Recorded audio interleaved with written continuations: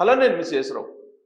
PM ఈ సేవా పథకం కింద ఆంధ్రప్రదేశ్కి ఎలక్ట్రిక్ బస్సులు రాబోతున్నాయి. రాబోయేటువంటి పుష్కరాల లోపల గోదావరి జిల్లాలో కంప్లీట్గా ఈవీ బస్సులు నడపాలనేది చంద్రబాబు నాయుడు గారు పెట్టుకున్నటువంటి టార్గెట్. ఆ మేరకు ఆంధ్రప్రదేశ్ ఆర్టీసీ ఎండి ద్వారకా తిరుమలరావు గారు ప్రణాళికలు రచిస్తూ ఉన్నారు. ఇప్పటికే తొలి విడతగా 750 బస్సులు కేంద్రం ఇవ్వడానికి అంగీకరించింది. దాంట్లో 300 బస్సులు ఆల్రెడీ తిరుపతి ఘాట్ రోడ్లో తిరుగుతూ ఉన్నాయి. ఇంకా మిగిలిన బస్సులు కూడా వచ్చేటువంటి అవకాశం ఉంది. 2026 కల్లా దాదాపు 1500 బస్సులు ఆంధ్రప్రదేశ్లో రాబోతూ ఉన్నాయి. టోటల్గా సుమారుగా 9000 బస్సులు సేవ అందించడానికి ఎలక్ట్రిక్ బస్సులను దించబోతూ ఉన్నారు ఆంధ్రప్రదేశ్లో. మొదటి నుంచి చెప్తున్నారు, ఆంధ్రప్రదేశ్ వ్యాప్తంగా కూడా ఎలక్ట్రిక్ బస్సులు మాత్రం ఉండాలి. రాబోయేటువంటి రోజుల్లో పల్లె వెలుగు బస్సులు కూడా ఏసీ ఉండాలి, ఏసీ బస్సులతోటే ప్రయాణం చేయాలి ప్రజలు అనేటువంటి టార్గెట్ చంద్రబాబు గారు పెట్టుకున్నారు. 2030 కల్లా ఎలక్ట్రిక్ బస్సులు పల్లె వెలుగు తిరగాలి అనేది టార్గెట్ పెట్టారు. ఈ మేరకు యుద్ధ ప్రాతిపదికన ప్రణాళికలు రచిస్తూ ఉన్నారు. అలాగే ఎలక్ట్రిక్ ఛార్జెస్ ఎక్కడ పెట్టుకోవాలి, ఛార్జింగ్ పాయింట్స్ని కూడా నెలకొల్పుతూ ఉన్నారు. దాదాపు 5000 ఛార్జింగ్ పాయింట్స్ని నెలకొల్పడానికి ఆంధ్రప్రదేశ్ ప్రభుత్వం ప్రణాళికలు రచిస్తుంది. అయితే ఎక్కడ ఈ ఛార్జింగ్ పాయింట్స్ని పెట్టాలి, ఆర్టీసీకి సంబంధించినటువంటి సెంటర్స్ ఎక్కడ ఉండాలి, వాటి నిర్వహణ ఎవరు చూస్తారు అనేటువంటి తర్జన భర్జనలు జరుగుతూ ఉన్నాయి. కొన్ని ప్రైవేట్ కంపెనీలకి ఈ ఎలక్ట్రిక్ బస్సులను అప్పచెప్పడం జరిగింది. ఇప్పుడు పైనీర్ అనేటువంటి సంస్థ ఈ ఎలక్ట్రిక్ బస్సులకు సంబంధించిన నిర్వహణ కానీ, రిపేర్స్ కానీ, లేదా ఛార్జింగ్ పాయింట్స్ కానీ వీటన్నిటిని మెయింటైన్ చేయబోతుంది. దీనికి సంబంధించిన ఆర్టీసీకి సంబంధించినటువంటి యాజమాన్యం ఒక అంగీకారానికి కూడా వచ్చింది. ఇప్పుడున్నటువంటి పరిస్థితుల్లో ఎలక్ట్రిక్ బస్సులు అయితేనే వైబిలిటీ ఉంటుంది, లేదంటే ఆర్టీసీకి నష్టం వస్తుంది అనేటువంటి ఉద్దేశంతో పూర్తి స్థాయిలో ఎలక్ట్రిక్ బస్సులని రాష్ట్ర వ్యాప్తంగా పరిచయం చేయడానికి ఆంధ్రప్రదేశ్ ప్రభుత్వం సిద్ధమవుతుంది. దానికి టార్గెట్ 2030 పెట్టింది. 2030 లోపల డీజిల్ బస్సులు ఉండకూడదు అనేటువంటి లక్ష్యాన్ని నిర్ణయించుకుంది. ప్రస్తుతం 8 సంవత్సరాలు దాటినటువంటి ఆర్టీసీ బస్సుల్ని ఎలక్ట్రిక్ బస్సులుగా మార్చాలి, లేదా సిఎన్జి బస్సులుగా మార్చాలి అనేటువంటి ఒక ఆలోచన చేస్తూ ఉన్నాయి. 8 years దాటినటువంటి బస్సుల్ని అసలు రోడ్ల మీద తిరగకుండా కేవలం ఎలక్ట్రిక్ బస్సులు మాత్రమే తిప్పాలి అనేది. ఎందుకంటే అక్కడ పొల్యూషన్ ఎక్కువైపోతుంది.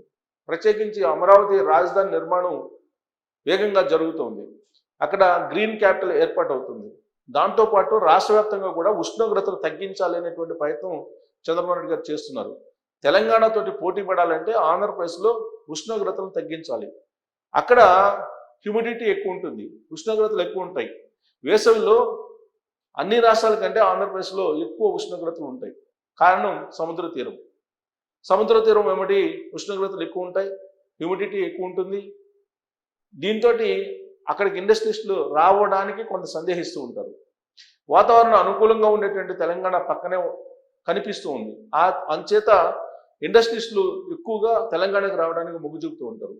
అలాంటి పరిస్థితిని అధిగమించడానికి ఆంధ్రప్రదేశ్ ముఖ్యమంత్రి చంద్రబాబు నాయుడు గారు అక్కడ ఉష్ణోగ్రతలు తగ్గించేటువంటి కార్యక్రమానికి శ్రీకారం చుడుతున్నారు. పెద్ద ఎత్తున చెట్లను నాటాలి, మొక్కలు నాటి వాటిని పెంచాలి అనేటువంటి ప్రయత్నం చేస్తున్నారు.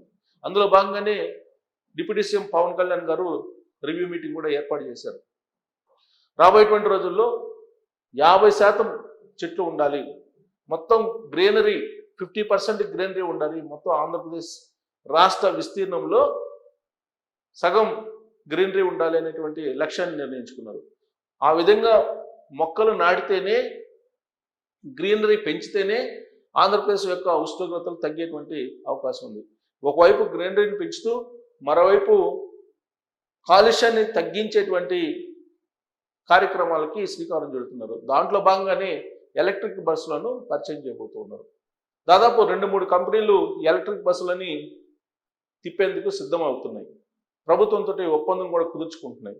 పైగా కేంద్ర ప్రభుత్వం కూడా పిఎం ఈ సేవా పథకం అనేటువంటి పథకం ద్వారా ఎలక్ట్రిక్ బస్సులను ఆయా రాష్ట్రాలకి మంజూరు చేస్తుంది.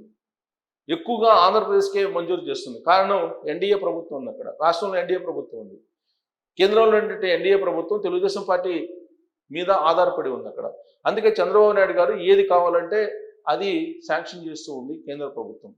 దాంట్లో భాగంగానే ఇప్పుడు ఎలక్ట్రిక్ బస్సులను ఆంధ్రప్రదేశ్కి తీసుకురావాలి అనేటువంటి లక్ష్యంతో చంద్రబాబు నాయుడు గారు పెద్ద ఎత్తున ఎలక్ట్రిక్ బస్సులను కేంద్ర ప్రభుత్వం నుంచి కేంద్ర ప్రభుత్వ అనుమతితోటి కేంద్ర ప్రభుత్వ వాటాతోటి బస్సులను ఆంధ్రప్రదేశ్కి తీసుకొస్తూ ఉన్నారు. అందుకే ఇప్పుడు ఆల్రెడీ 750 బస్సులు రెడీగా ఉన్నాయి. ఈ 2026 ఇయర్కి మరొక 1500 బస్సులు రాబోతున్నాయి. 2030 కల్లా 9000 బస్సులు దాదాపుగా రాబోతున్నాయి. ఇప్పుడున్నటువంటి బస్సులని ఎలక్ట్రిక్ బస్సులుగా కన్వర్ట్ చేయడానికి లేదా సిఎన్జి బస్సులుగా కన్వర్ట్ చేయడానికి యుద్ధ ప్రాతిపదికన ఆర్టీసీ యాజమాన్యం ప్రయత్నం చేస్తూ ఉంది.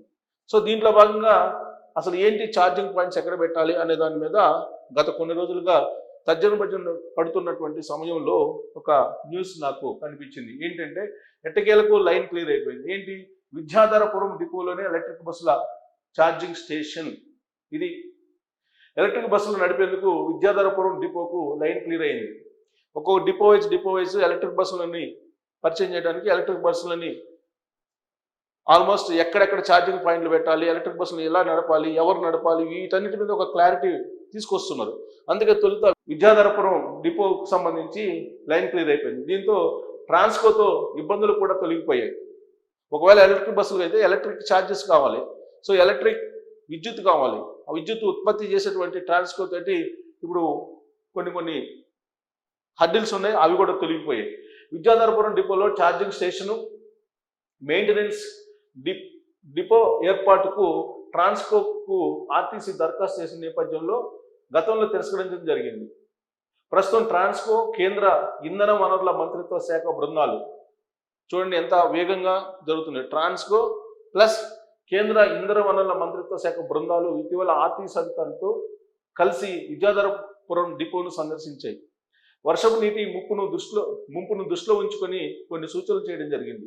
వరదలు వచ్చినా ఇబ్బంది లేకుండా ఉండేలా ఎత్తైన సిమెంట్ ప్లాట్ఫామ్పై ఛార్జింగ్ పాయింట్లను ఏర్పాటు చేయాలని, మెయింటెనెన్స్ డిపోలో అందుబాటులో ఉండేటువంటి టూల్స్ను సురక్షితంగా ఉంచడానికి వీలుగా తక్షణం తీసుకోవాల్సినటువంటి అంశాలపై నిర్దేశించింది. దీంతో ట్రాన్స్కో అధికారులు ఛార్జింగ్ స్టేషన్లకు హై టెన్షన్ విద్యుత్ కనెక్షన్ ఇచ్చేందుకు అంగీకారం తెలిపారు.